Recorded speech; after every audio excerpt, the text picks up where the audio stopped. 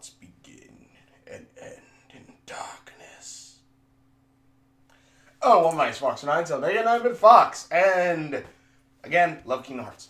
But, basically, since the last trailers come out, because apparently there was a second trailer that came out that I didn't know about until I looked up the new theme song, because apparently the new theme song was shown, at least a piece of it was, in a new trailer, which also then revealed my favorite character, right here, Riku. Actually, they're right here too, though.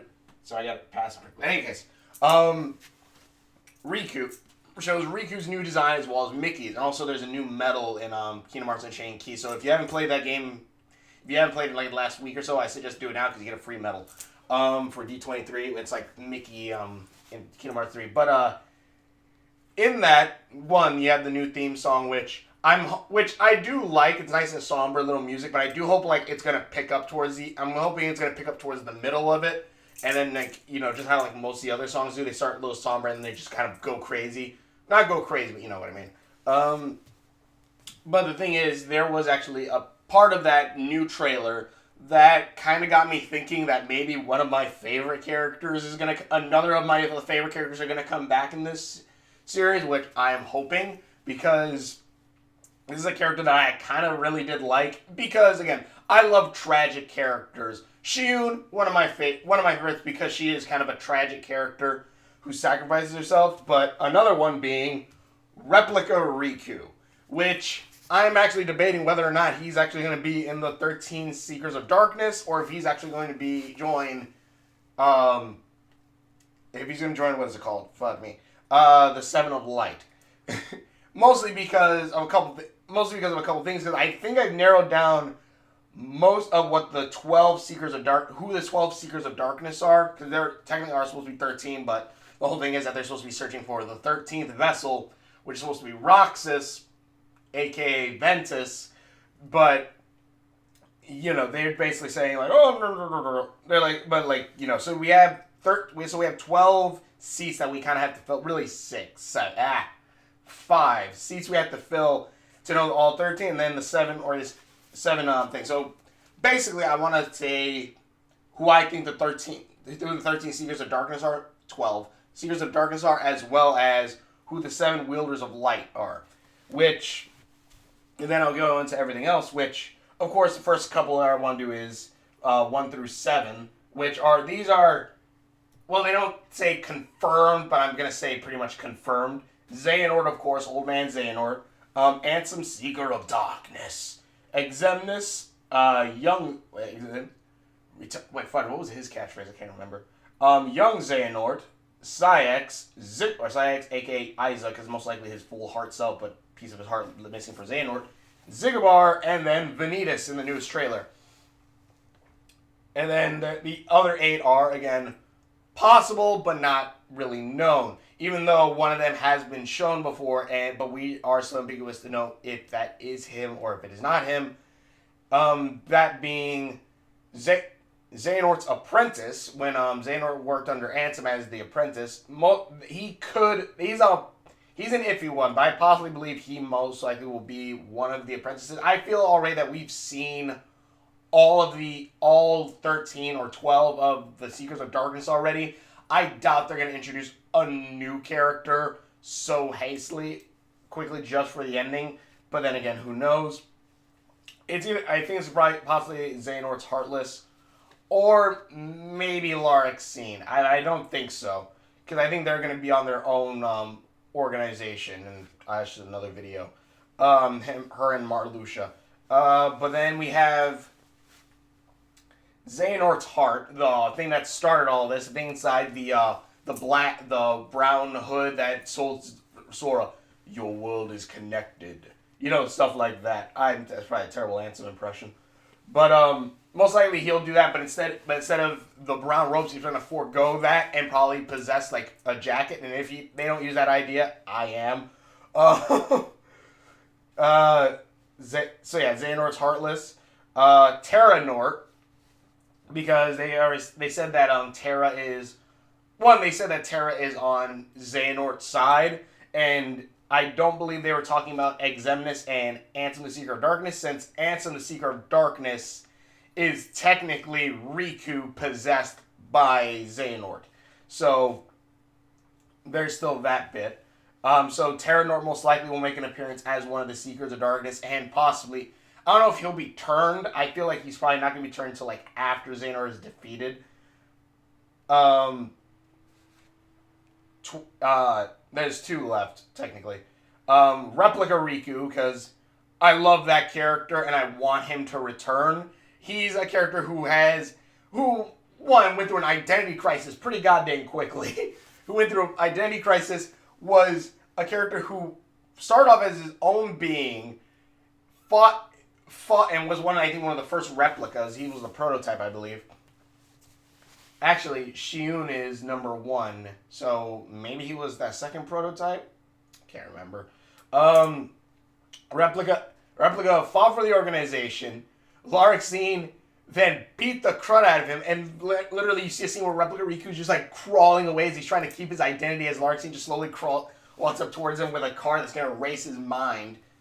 And even towards the end, he tries to find his own identity and such, and also, he is probably a very good candidate to then wield the Keyblade, since he has wielded Soul Eater, which is a weapon that was forged from, I guess, Riku's darkness in his heart, and also was a precursor to, where did I use? No, that's the King of Gate. Way to Dawn. So, most likely, Replica Riku will appear as one of the Seekers of Darkness, and also because Riku saw Replica Riku in the Monstro in Kingdom Hearts 3D. Most likely that was Replica Riku, or that could have been just Riku possessed, but I'm hoping that's Replica Riku. Especially since Replica Riku, again, may soon wield the Keyblades, because he might wield Riku's broken Keyblade, which, I hope, for at least while I understood it, Keyblades were always the same weapon, but you just changed out the key charm, but it was always the same weapon. So, but I think this is either showing that either Riku's going to give up the Keyblade, or he's going to, which I doubt highly, or he's actually going to lock in, or the charms actually do depend on making it give you a different Keyblade. And then last but not least is 12, which I feel is... This was the most iffy one. Again, this could be Larxene, this could be someone else, but I feel like this may either be the Master of Masters or Lucio. And FYI, I'm not saying we'll ever see their face in this game, but I do feel like this is a character who could appear in this, and we wouldn't really know until like towards the end, where like everyone's probably even defeated, but it's of course 11 out of the 12, and the Master of Masters just goes, "Good job! You really did a good job here, Sora," or something like that. I think it'd be kind of cool. Or again, Lucio. But yeah, that was just for like the 12 Seekers of Darkness. That's who I feel are most likely going to be the Seekers of Darkness. And then we have the 7 Lights, which even then, that is still a bit iffy on some things, because of course we got Sora, Riku, Kairi. Sora may flip to the dark side at some point, but we'll have to wait for that. There's Sora, Riku, Kairi, Lee, Aqua, Ventus / Roxas, because I am going ahead and assuming that Roxas is most likely just the nobody of Ventus, and when Ventus and Roxas merge together, that is who will have his memories back. He will have his memories as both Ventus and Roxas together, making him Vendroxas. Roxas. Yeah, Rock in the U.S. Roxas. Wow, that works well with Mance.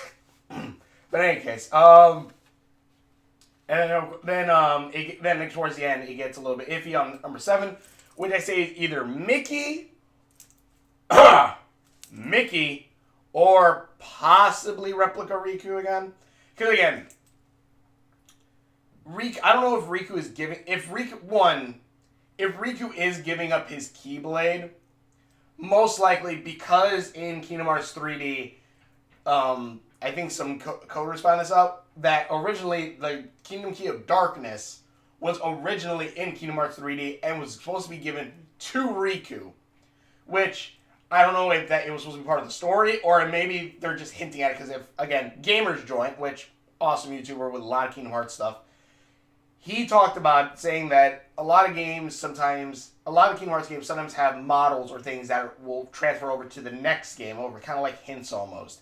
Where like Birth by Sleep, they had I think they had models for young Riku and young Sora, which would then be the models that would be seen in Kingdom Hearts 3D. Something like that. So this could actually, again, lead to something where maybe Mickey in the end is going, I'm too old for this. Oh, I'm too old for this stuff. Here, Riku! And, gives Riku possibly losing his Keyblade and probably having to wield Soul Eater again for a bit. If, again, my idea of the Keyblades are right and how I understand it, that each Keyblade is the same Keyblade no matter what. So when you switch out your keychain, and you switch your Kingdom Key to, like, the Circle of Life or something, it is still the Kingdom Key. The only thing is that your Keyblade is transformed because of the charm into a different state. And then the only reason why Roxas Roxas is able to wield two Keyblades is actually because one Keyblade is his. One Keyblade is, if I remember correctly, it's either Sora's or it's his. It's Roxas's Keyblade and then Ventus's, or Roxas's Keyblade and Sora's. And then, Sora's and then Ventus's. And Roxas himself actually doesn't have a Keyblade. And when Shiyun got her Keyblade, that was most likely Ventus's or Sora's as well. Most likely Sora's. So yeah, like those are the two. That's how he's able to wield two Keyblades, because he technically is a connection to two different hearts. Basically, a heart per Keyblade. But again, Mickey most likely will say, like, maybe he's too old, maybe he doesn't want to do this anymore. Maybe he just wants to go back to his kingdom and rule and, be with his wife. So he'll give up his Keyblade to Riku, allowing Riku now to not only wield the Kingdom Key of Darkness, which then means that now both Sora and Riku both stand exactly with one of the most powerful Keyblades in the game. Even though technically, Kingdom probably isn't technically the strongest. But mind you, that Keyblade, you use that Keyblade for a majority of Kingdom Hearts 2. Its effect is great. I gotta replay Kingdom Hearts 1 soon. But yeah, that was basically my thought process on that bit. And again, if Mickey does give it up, that does leave a seat open for another wielder to come in, which, again, if Replica Riku is able to wield that broken Keyblade, maybe he'll be able to repair it somehow, and that'll be his Keyblade, the Way to Dawn. Or on the flip note of that, it could then mean that Terra will come back and grab that Keyblade. But again, since Riku is allowing the other him his Keyblade, leaving it at the beach, it could be that that's actually supposed to be for Replica Riku, since he said other him, or it could be for a younger Riku if time moves differently in the Realm of Darkness, and young Riku technically could still, when he was first there, could still be there. I don't know. Time travel. I doubt that's going to be the case, because that would probably be too confusing for them. But yeah, that's just my thoughts on that. So, basically for Seekers of Darkness, Xehanort, Ansem's SOD, Xemnas, Young Xehanort, Sayax, a.k.a. Isa, Zigabar, Vanitas. Again, these 7 are basically confirmed. Then there's Xehanort's Apprentice, Replica Riku, Xehanort's Heart, most likely an organization coat this time, Terranort, and Mom/Lushu. And then for the 7, Sora, Riku, Kairi, Lee, Mickey, and/or Replica Riku, and/or Terra, but I don't feel like Terra's going to come into the end, so most likely going to be Mickey and/or Replica Riku, Aqua, and then Ventus and Roxas. Or if they are going to go with the whole thing that Roxas is a separate person from Ventus, and they give him his own heart, I guess technically that the fifth space where I said Mickey or Replica Riku could be taken up by Roxas. That way it would be Sora, Riku, Kairi, Roxas, Aqua, and Ventus. But then again, who knows? At this point, we actually have an overabundance of Keyblade wielders in some bits. Though, mind you, people say, well, everyone has a Keyblade now. That's not true. Out of all the worlds, only about 7. There are only about 7 wielders.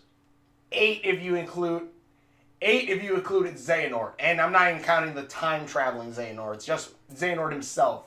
So we actually only have 8 Keyblade wielders in a world of hundreds. It just so happens we have a high concentration of them here because, you know, they're all together, and, you know, you usually have, if someone's trying to learn a job, they usually learn it from someone who has said job. But in any case, but yeah, that's just my thoughts on this. Tell me what you guys think in the comments below. Do you guys think Replica Riku will return? I am extremely hoping he will, because again, one of my favorites. He's right under Riku, which, yeah, I like, Riku's sort of some of my favorites, yes, but Replica Riku, I just love kind of like, I always love characters who kind of go a little bit, I guess, darker in some senses, where again, this guy got his mind wiped, and you literally see him crawling to try to get away from his captors at one point. So his story gets kind of dark at one point, and Shion also, again, loses his memory, and basically everyone forgets who she is. Even though there are some questions about that as well, but and I always love the idea of like a character who I'm making this video go a little long, sorry, but I always love the idea of a character who basically remembers everyone, but no one remembers her. She's a character who is basically outside of their. She's someone who has a connection to all of them, but they have no idea what that connection is. And it's very sad, but a very lovely, it's a very sad story, but also something that could like eventually become something awesome when they do remember, or something like that. Roxas remembers, stuff like that. I don't know. Riku remembers, because yeah. But either way, tell me what you guys in the comments below. Thank you so much for watching the true videos that I've done. Links will pop up soon, as well as my subscription button. Help out smaller YouTubers. Anyone under well, I'm not saying don't help out the bigger YouTubers as well, but anyone under 1,000 subs. So if you like their content, subscribe, check it out. I plan to. Damn, we're about going 20 minutes. Crud. I want to do a video where like those who have said like, you know, subscribe to me, stuff like that. I want to do a video where I, you know, say your channel's names and, you know, kind of support you guys a little bit more. So, you know, subscribe, check out, and I'll be able to hopefully do like a shout out video soon. But either way, thank you for watching. Please check out one of the videos, and we will.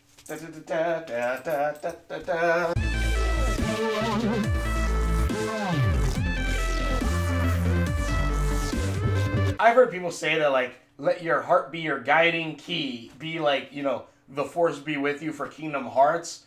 But really, it's kind of bad, because I think each heart will have like its own key or guidingness to it. So yeah, Xehanort's heart led him to darkness, and Sora's led him to light. It's just going to lead to more chaos in the end.